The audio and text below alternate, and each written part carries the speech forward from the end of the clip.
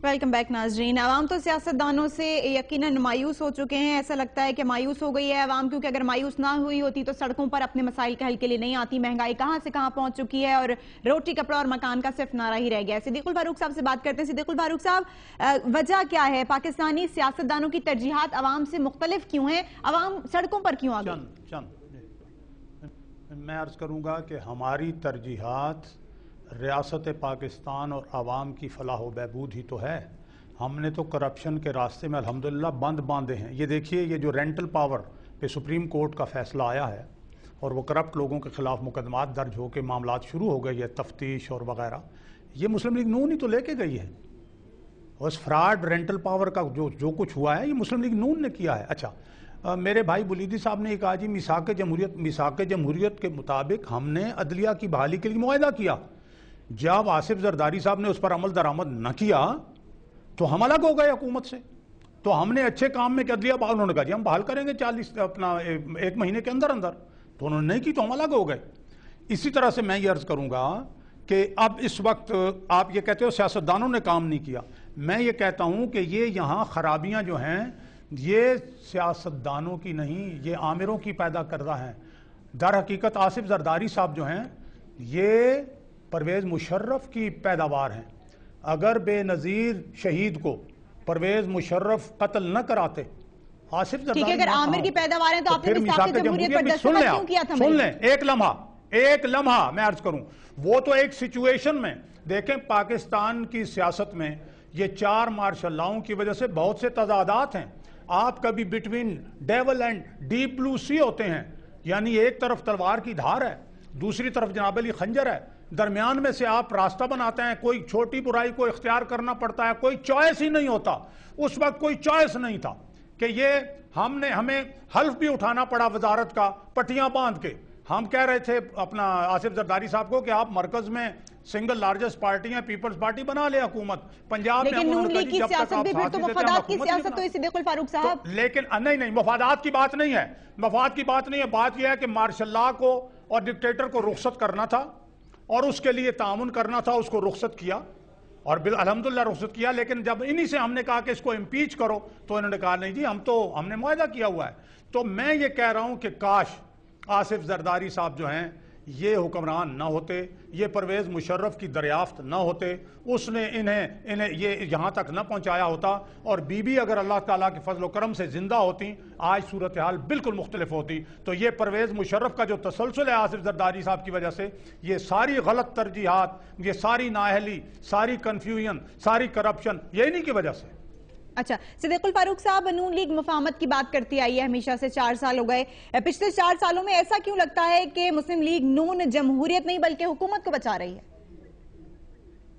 नहीं जनाब, मैं अगर ये तासुर बनता है तो फिर मैं तो इससे इख्तलाफ भी करता हूँ। और शायद पाकिस्तान की सियासत में चूंकि पहली दफ़ा मुनासिब और सही जो है अपोजिशन की जा रही है, वैसी अपोजिशन की जा रही है जैसे मुसल्लमा जमहूरियतों में बरतानिया में होती है, अमेरिका में होती है, फ्रांस में हो रही है, जर्मनी में हो रही है, इंडिया में हो रही है।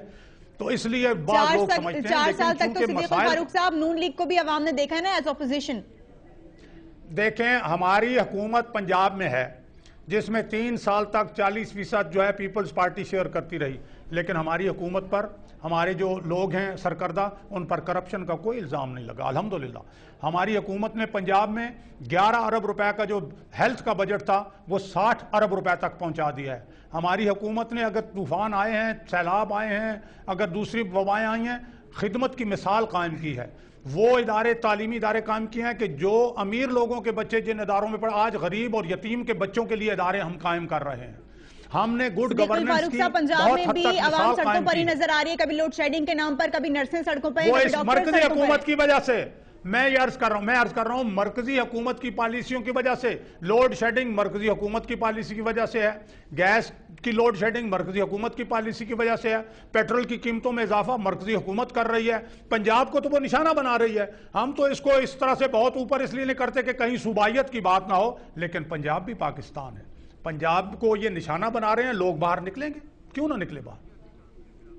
तो तरक्याती काम क्या हुए फिर पंजाब में इस दौरान, आपकी हुकूमत के दौरान?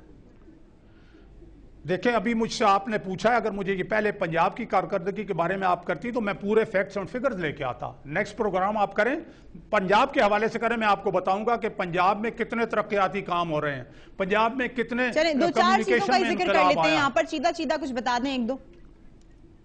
دیکھیں میں آپ سے عرض کر رہا ہوں کہ پنجاب میں جو کمیونیکیشن کا انقلاب برپا ہو رہا ہے، پنجاب میں بالخصوص اس دفعہ جنوبی پنجاب کو زیادہ بجٹ دیا گیا ہے، یونیورسٹیاں قائم ہو رہی ہیں، میڈیکل کالجز قائم ہو رہے ہیں، پنجاب میں پل بن رہے ہیں، پنجاب میں قرضہ یعنی روزگار کے لیے کیا ایک طرف جو ہے وہ گاڑیاں جو ہیں وہ دی جا رہی ہیں، دوسری طرف جو پڑھنے والے بچے ہیں ان کو میرٹ پر لیپ ٹاپ دیے جا رہے ہیں تعلیم کے لیے. جی پھر اس کے ساتھ ساتھ غریبوں کی امداد کی جا رہی ہے. پنجاب میں تو بہت کچھ ہو رہا ہے.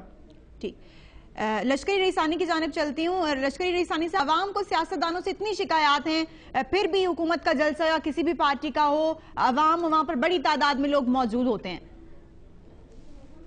دیکھیں ابھی کچھ دیر پہلے یہاں ذکر ہوا کہ سیاسی لوگ ناکام ہو گئے ہیں. میرا عرض یہ ہے کہ سیاسی جو جینین لوگ ہوتے ہیں وہ کبھی ناکام نہیں ہوتے ہیں، اور آج کا جو آئین ہے جو بھی ہے، جس کو جتنا بھی ہم نے احترام اس آئین کا کیا، علیحدہ بات ہے، یہ سیاسی لوگوں کا پیداوار ہے. اور آمریت نے اس ملک کو توڑا، مزید توڑنے کے لیے اس نے مواد جو ہے مہیا کیے، اور ہم آج انارکی کی طرف جا رہے ہیں. یقیناً جینین پولیٹیکل ورکر جو ارتقاء کا پیداوار ہوتا ہے، اس نے ہمیشہ اپنے سماج کو بحرانوں سے نکال کے ترقی کی طرف گامزن کیا ہے. یہاں ہوا یہ ہے کہ آمریت نے نقلی سیاسی قیادت سے ریپلیس کیا جینین پولیٹیکل ورکر کے ساتھ، تاکہ وہ ان حقوق سے دستبردار ہوں جو عوامی حقوق ہے، جس کی وجہ سے آج بحران ہے. یقیناً یہاں معذرت کے ساتھ صدیق الفاروق میرے بھائیوں جیسے ہیں، محترمہ بے نظیر بھٹو کا اچھائی بیان کر رہے تھے، اور زرداری صاحب کا برائی بیان کر رہے تھے، آمریت کا برائی کر رہے تھے. میں یہاں ایک عرض کرنا چاہتا ہوں، اگر میاں نواز شریف 8 سال مشرف کو موقع نہ دیتے تو آج کا دن ہمیں بھی دیکھنا نہ پڑتا. اس کا ایک وجہ یہ ہے جو آج دن دیکھ رہے ہیں، یہاں مسلم لیگ نون نے جنرل مشرف کو موقع دیا، اور بے نظیر بھٹو جیسے جینین پولیٹیکل ورکر کو جن کے پاس ویژن تھا، جو ڈے ٹو ڈے ایشوز ہیں، یہ کوئی مسئلہ حل نہیں کرے گا. آپ لیپ ٹاپ دیں، کسی کو ٹیکسی دیں، فی الحال پورے نظام کو آپ نے اوور آل کر کے مرتب کرنا پڑے گا. یہ پولیٹیکل ورکر کا ویژن ہے. محترمہ کے خلاف جھوٹے کیسز ہوئے، وہ کئی سال ان کیسز میں الجھے ہوئے. اب اگر میں عرض کرنا یہ چاہتا ہوں، میں دفاع نہیں کر رہا ہوں کیونکہ میں پیپلز پارٹی کا مزید نہیں ہوں، میں چھوڑ چکا ہوں. میں یہ کہتا ہوں کہ اگر صرف ہم پاکستان کے لوگوں کو یہ کہیں کہ تمام معاملات کے ذمہ دار آصف علی زرداری ہیں، تو میں اس بات کو قطعاً نہیں مانتا ہوں. میں یہ کہتا ہوں عوام کی بات کر لیتے ہیں پاکستان کے لوگوں کو، میں عرض کر رہا ہوں پاکستان کے لوگوں کو لکھ کے دیں کہ آصف زرداری ہٹانے کے بعد کیا معاملہ ٹھیک ہوں گے. آپ فرشتہ زرداری کو بھی لائیں. ملک کا نظام فرسودہ، کرپٹ، زوال پذیر ہے. اس مسئلے سے ایک شخص کے ہٹانے سے نہیں ہوگا. سچ اگر بولا جائے، پورا نظام اور پالیسیز کو لوگوں کے سامنے لائیں، میرٹ کے بنیاد پہ تمام نظام کو مرتب کریں گے تو یہ ملک معاملات سے اور بحران سے نکلے گا. ورنہ ایک شخص کے ہٹانے سے میں یہ سمجھتا ہوں مزید آپ کسی ایک شخص کو اور لائیں، مسئلہ ٹھیک نہیں ہوگا. ٹھیک، ایک شخص سے سسٹم ٹھیک نہیں ہوگا. آپ نے بات کی پالیسیز کی. رئیس ثانی صاحب، آپ سے یہ جاننا چاہوں گی کہ آپ حکومت کی کارکردگی کو، 4 سالہ کارکردگی کو کیسے دیکھتے ہیں؟ دیکھیں بی بی، عرض یہ کہ ڈے ٹو ڈے ایشوز کو ہینڈل کیا گیا. کہیں ہم نے بھی کسی کو کوئی نہ کوئی فنڈ دیا ہوگا، بیواؤں کے فنڈ، فلاں اس قسم کے معاملات ہوں گے. اس زوال پذیر معیشت پہ مزید بوجھ ڈال کے کچھ لوگوں کو روزگار دیا ہوگا. میں یقیناً اس ایشو کو اس طریقے سے دیکھتا ہوں کہ اگر جو ہمارے قومی ادارے ہیں، مثلا پی آئی اے، اسٹیل مل ہے، ریلوے وغیرہ وغیرہ، ان کو میرٹ کے بنیاد پہ ڈیل کیا جاتا تو آج ہم اس بحران سے نکل چکے ہوتے. مگر آج کیونکہ میرٹ کو کبھی ترجیح نہیں دی گئی ہے، پچھلے 4 سالوں سے ہمارے ادارے مزید زوال پذیر ہیں.